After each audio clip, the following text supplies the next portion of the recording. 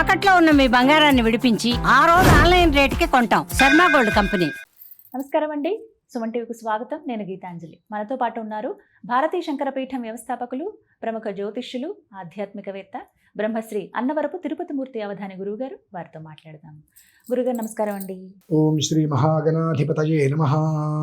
ప్రత్యక్ష దైవం సూర్య భగవానుడు, వారి ఆరాధన ఖచ్చితంగా ఈ రోజున చేయాలి అనేటువంటి రోజు రథసప్తమి రానే వచ్చింది. మరి ఎలా ఆరాధించాలి, ఎవరెవరు ఏ విధంగా చేసుకోవాలి, నియమాలు, ఇంట్లో చేసుకునే విధానం తెలియచేయండి. తప్పకుండా. మిత్ర రవి సూర్య భాను ఖగః పూష హిరణ్య గర్భమరీత్యాదిత్య సవిత్రార్క భాస్కరేభ్యో నమః.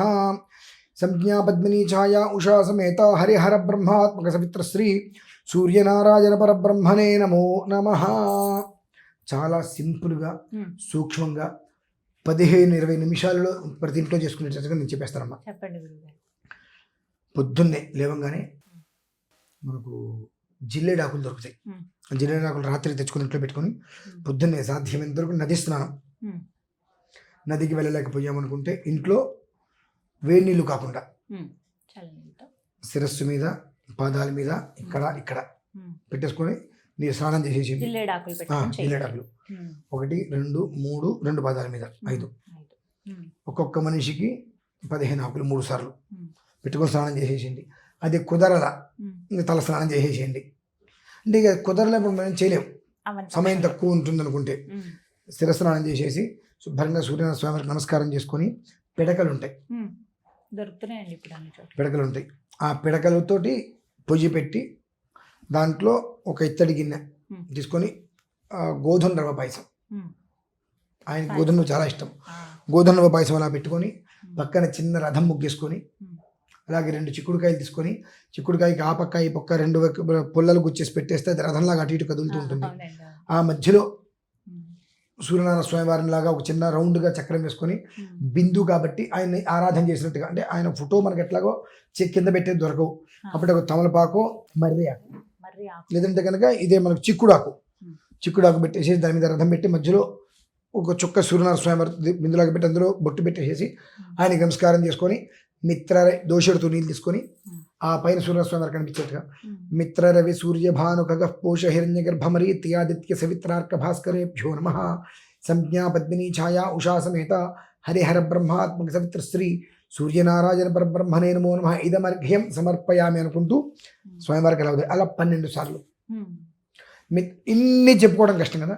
మిత్రాయ నమః అర్ఘ్యం సమర్పయామి, రవయే నమః అర్ఘ్యం సమర్పయామి, ఇవన్నీ చెప్పుకోవడం కష్టమైతే ఒక్కొక్క నామానికి ఒక్కోసారిగా 12 సార్లు నీళ్ళు అక్షతలు తీసుకుని అలా స్వామివారికి వదిలిపెట్టి నమస్కారం చేసుకోండి.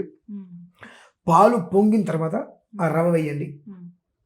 పాయసం అయిపోయిన తర్వాత గిన్నె తీసి పక్కన పెట్టి ఈ రథం దగ్గర మీరు సూర్యనారాయణ స్వామి వారికి పెట్టుకుని నమస్కారం చేసుకుంటున్నారు కదా, ఆయనకి కాస్త ధూపదీపాలు ఇచ్చేసేసేయండి. ఈ ఏదైతే పరవాన్నం ఉందో పరవాన్నం, అంత పరవాన్నం ఒక ఆకులోకి తీసుకొని ఆ గిన్నెతో సహా పెట్టి నివేదన పెట్టేసేయండి.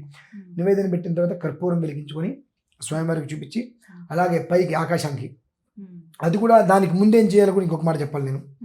నివేదన అయిపోయిన తర్వాత ఆకులు ఉంటాయి కదా, ఈ చిక్కుడు ఆకులు, ఆ చిక్కుడు ఆకులు తీసుకొని ఇంత ప్రసాదం, ఆకులో నివేదన పెట్టిన ప్రసాదం, అది ఇంత ప్రసాదం అందులో వేయటం, కొంచెం ఆకు దగ్గర పెట్టేసుకోవడం, రవయే నమః మిత్రాయ నమః అని కూడా అగ్నిహోత్రంలో వేసేయటం.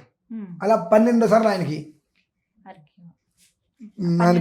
ప్రసాదంగా స్వామివారికి కొంచెం కొంచెంగా 12 సార్లు ఆకులో పెట్టేసి ఆయనకి వేసేసేయండి.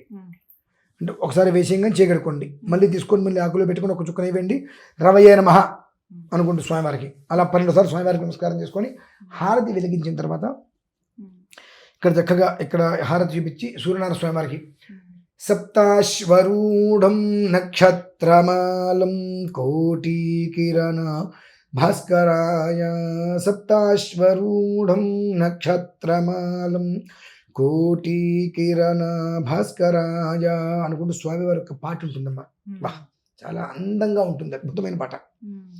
ధగజ్వాలం దగ్ధాజ్వాలం అనుకుంటూ ఆ ఒకదాని తర్వాత వస్తూ ఉంటుంది. ఆయన ఎలా ఉంటాడు, శ్వేతావర్ణం స్ఫటికావర్ణం శ్వేతాశీలం అగ్నివర్ణ అనుకుంటూ ఆయన యొక్క తత్వం ఎలా ఉంటుంది, తెల్లగా ఉంటుంది, స్ఫటికంలాగా శుద్ధంగా ఉంటుంది, అగ్నిలాగా ఎర్రగా తేజస్సుగా, ఇవన్నీ అందులో ఇస్తాడమ్మా. ప్రథమత విష్ణు, మధ్యత శంభో, అంత్యా బ్రహ్మ భాస్కరాయ అనుకుంటూ. అది మీరు సప్తాశ్వరుడు అని కొడితే నెట్లో వచ్చేస్తుంది. వస్తుందండి, అవును. ఆ పాటను పెట్టుకొని స్వామివారికి హారతి ఇచ్చేసేయండి.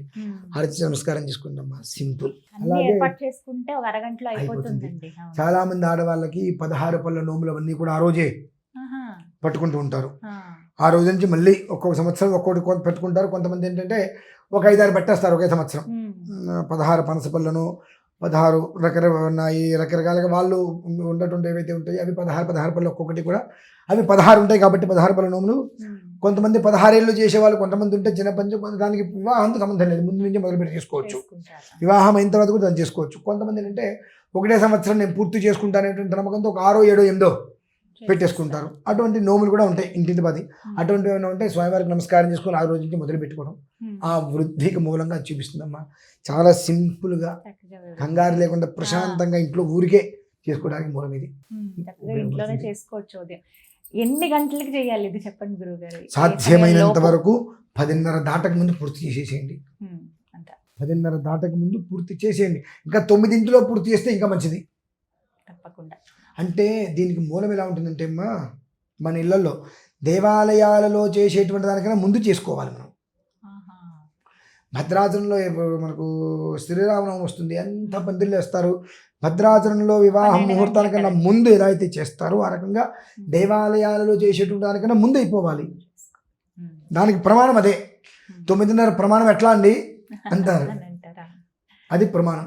2 గబ్బెక్కింట్లో పసిపిల్లలు ఉంటారు, 2-3 ఏళ్ళ పిల్లలు ఉంటారు.